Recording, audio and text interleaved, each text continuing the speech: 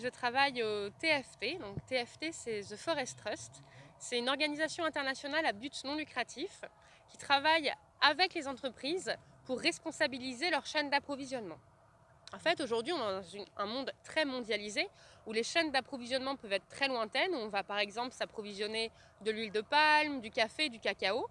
Et on ne sait pas toujours les impacts que peuvent avoir l'utilisation de ces matières premières sur les territoires.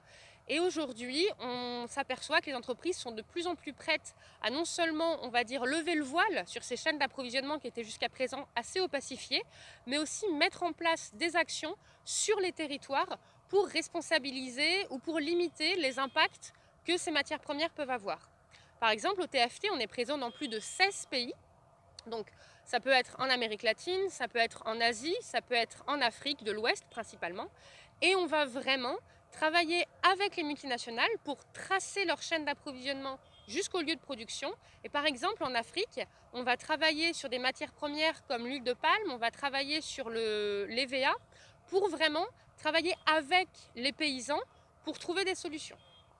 Par exemple, si on prend l'EVA, à l'heure actuelle, le problème, c'est que le cours de l'EVA s'effondre. Donc il faut trouver un moyen pour que les paysans qui ont peut-être arrêté leur culture vivrière pour planter de l'EVA trouvent une autre source de revenus pour ne pas être dépendants des fluctuations du marché. Et donc là, on va avoir des techniciens TFT, si on peut les appeler comme ça, qui sont sur le terrain et qui vont travailler avec les producteurs de latex ou d'EVA pour trouver des débouchés locaux pour leur production. Et donc, on peut avoir ce type d'activité en Afrique, on peut l'avoir aussi en Indonésie, en Malaisie, en Amérique du Sud. Et c'est ça qui nous permet en fait de vraiment créer plus de valeur, à la fois de la valeur économique pour le producteur qui va pouvoir diversifier sa production, mais aussi de la valeur pour l'industriel qui va mieux connaître sa chaîne d'approvisionnement et qui va avoir moins d'impact environnemental et social dans sa chaîne d'approvisionnement. Alors, par exemple, je vais prendre l'exemple le plus parlant qui est l'exemple de Nestlé. En fait, ce qui s'est passé, c'est qu'en 2010, il y a eu une très forte campagne de Greenpeace contre Nestlé, notamment liée à l'huile de palme. Et je ne sais pas si vous vous souvenez, mais il y a eu en fait un post publicitaire où on voyait quelqu'un de chez Nestlé manger un doigt d'orang-outan. Et là, Nestlé en fait s'est fait attaquer, mais même dans son cœur, même les employés de Nestlé l'ont senti comme on ne veut pas être des tueurs d'orang-outan.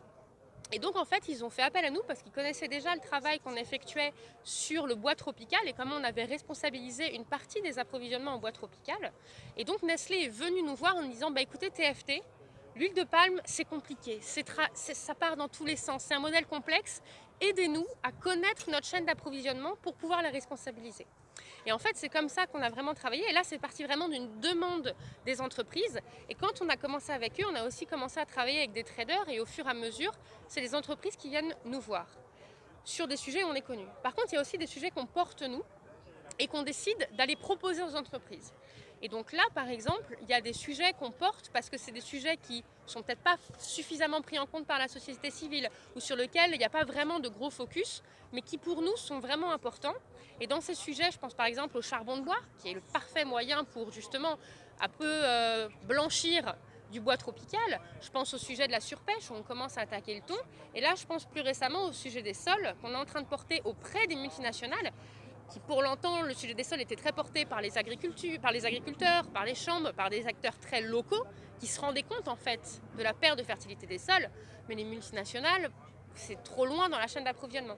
Et donc là, c'est par l'écoute qu'ils nous apportent qu'on peut leur proposer des nouveaux sujets qu'on pense être primordiaux pour la société.